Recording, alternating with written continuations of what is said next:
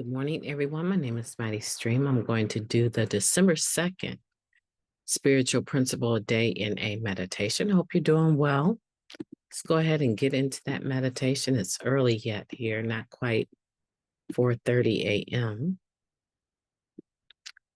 All right, the title of the meditation, Accepting Reality. The fantasy world that we lived in during active addiction fades as we begin to see and accept life as it is. Now, that comes from our IP number 10, Working Step 4 in Narcotics Anonymous General Guidelines. It took a lot of effort to create the alternate reality we lived in for so long. We invested in false perceptions and delusions about our lives and went to great lengths to maintain them. We became isolated from everyone and everything outside our self-made prisons. As one addict put it, my world has become so small. To live with that fact, I convinced myself that nothing outside my little sphere was relevant. In truth, we were only kidding ourselves. Denial and dishonesty protected us from seeing the harm we were causing.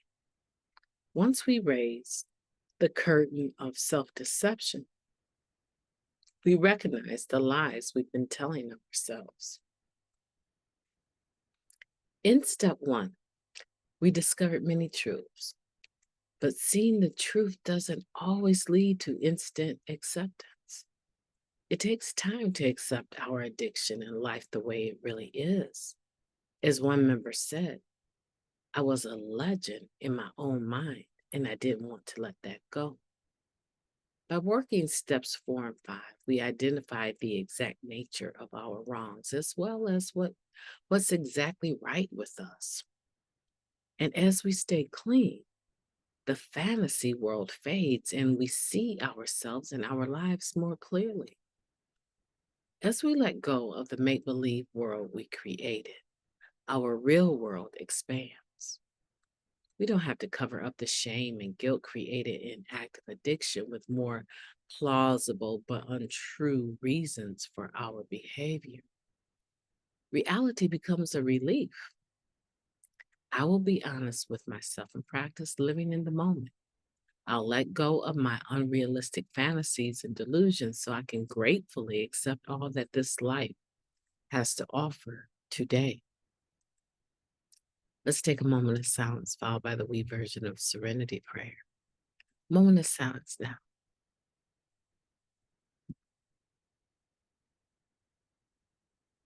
Thank you, God. Grant us the serenity to accept things that we cannot change, the courage to change the things that we can, and the wisdom to know the difference. Just for today, please and thank you. Accepting reality. Simply put, we were delusional, right? We had so many false perceptions. And at some point in time, we probably believed that what we were experiencing in our perception was the way it really was, that it was reality.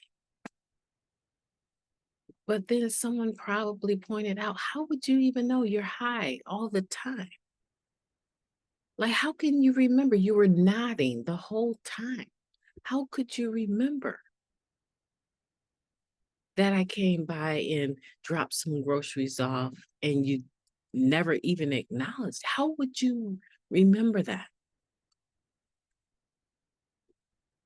Maybe that's what you thought you did, that you expressed your gratitude, but you didn't. Oh, I can remember having conversations like that where I felt this and that happened, and I was so sure that my perception of things was the truth, only to come to find out, excuse me, that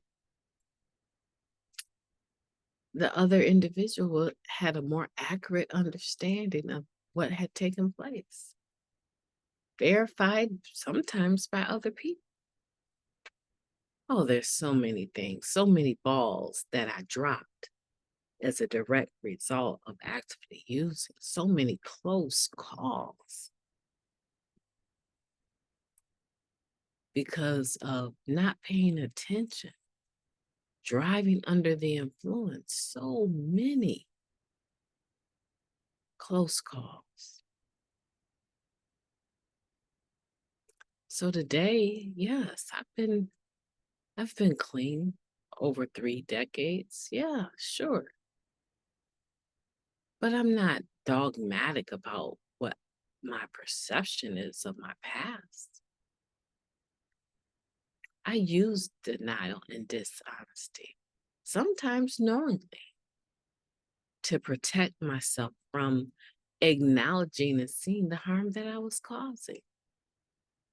That is not new information. That's the story of an addict. Because then taking responsibility for my actions, my act of addiction,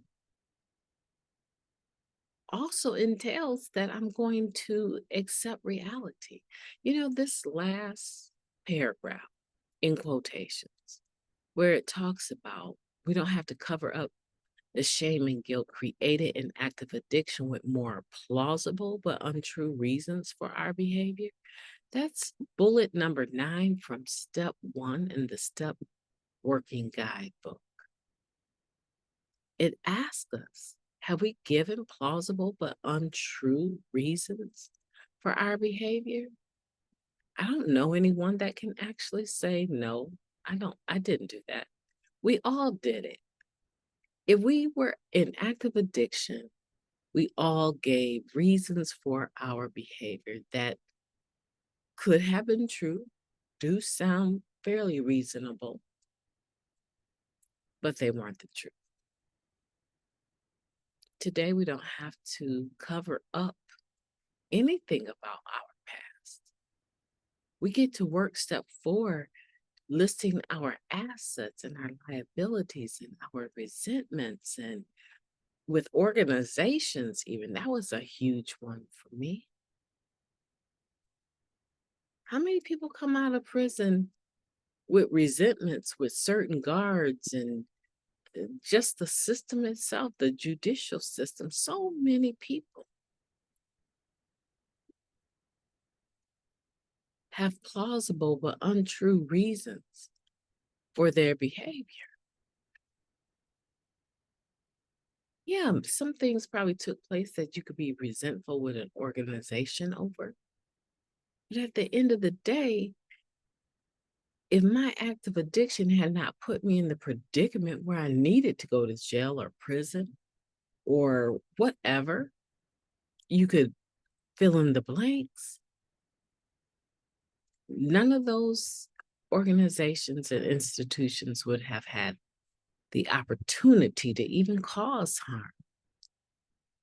Does it make what they did right? No, I'm not saying that. But I am saying that today we don't get to place blame. We don't.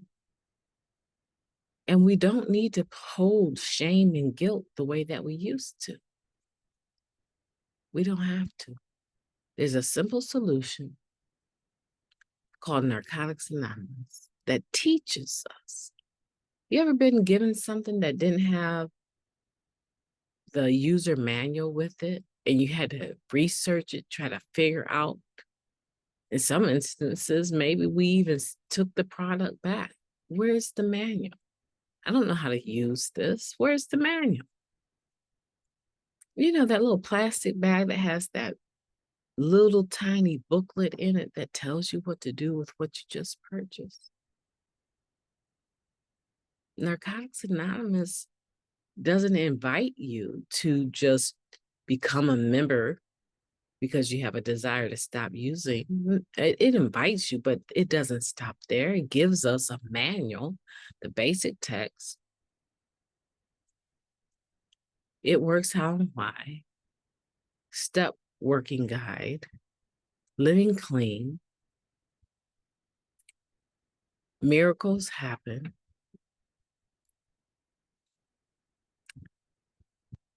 There's so many pieces of literature, so many manuals that have been given to us so that we can learn how to live spiritual lives in recovery.